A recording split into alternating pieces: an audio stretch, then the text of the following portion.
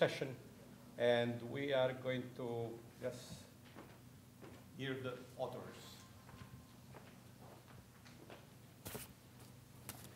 Thank you, Professor Mignone.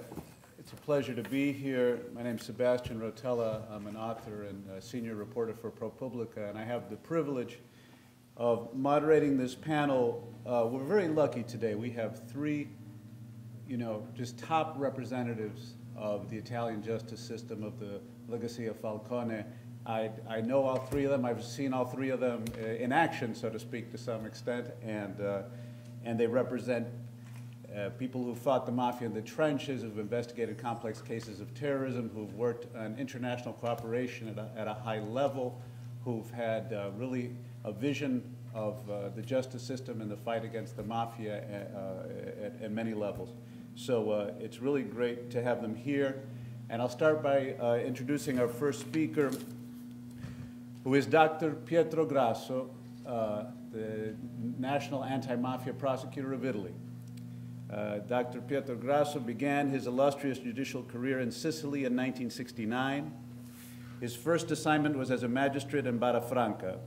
He became a deputy prosecutor in Palermo in 1972 and served in that role for 13 years, becoming a close friend and associate of Judges Giovanni Falcone and Paolo Borsellino. In fact, you saw that dramatic image of him being one of the pallbearers at Falcone's funeral.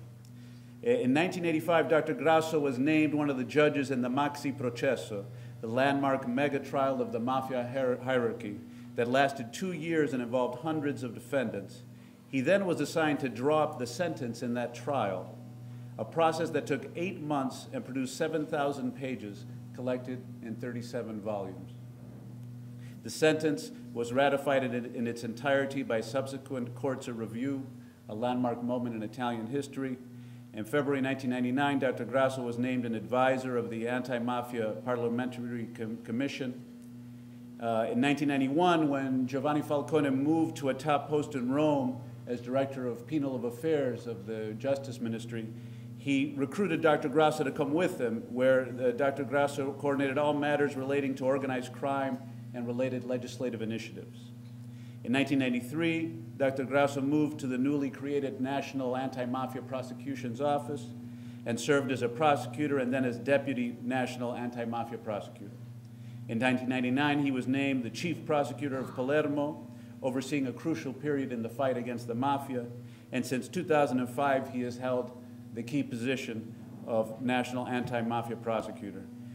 He's the author of 4 books, Liberi Tutti, which is a letter to a young man about the mafia, Soldi Sporchi, which is about money laundering, Per non morire de mafia, which recounts his fight against the mafia, and a book about the mafia called La Mafia Invisibile. He is now going to give his speech, and we're going to do something. There's an expression in Italian you may know, traduttore traditore, which means the translator is the traitor. We're going to do our best to disprove that Italian saying. Dr. Grasso is going to read in Italian, and I'm going to translate along with him. So we hope those of you who speak Italian, you can enjoy the original, and those who don't or don't speak it well enough to follow will also have the opportunity to hear the English version. So Dr. Pietro Grasso, ladies and gentlemen.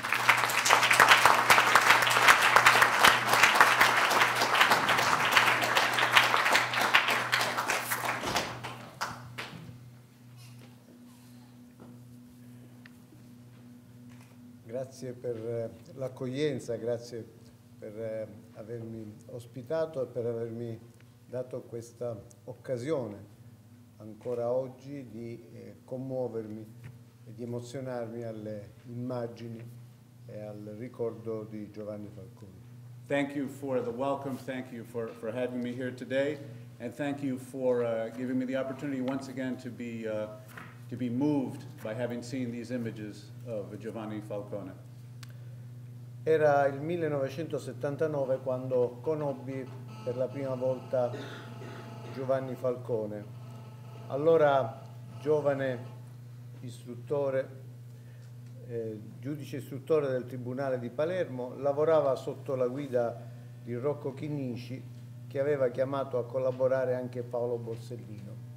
Io allora ero ancora più giovane sostituto procuratore della Procura di Palermo e con Falcone ci eravamo trovati insieme a seguire la stessa inchiesta, un'inchiesta stupida su un ritrovamento di un ciclomotore rubato, un caso insignificante dal quale avevo tuttavia tratto una grande lezione di professionalità, proprio perché quella istruttoria contro ignoti, destinata come migliaia di altre all'archiviazione, era stata trattata da Falcone con lo stesso scrupolo con cui si indaga su un omicidio. Era riuscito a ricostruire il numero di matricola del motore, in precedenza a Braso, a individuare il proprietario a cui lo aveva restituito e persino a far arrestare i ladri. Proprio durante quel lavoro di routine mi era stato chiaro quanto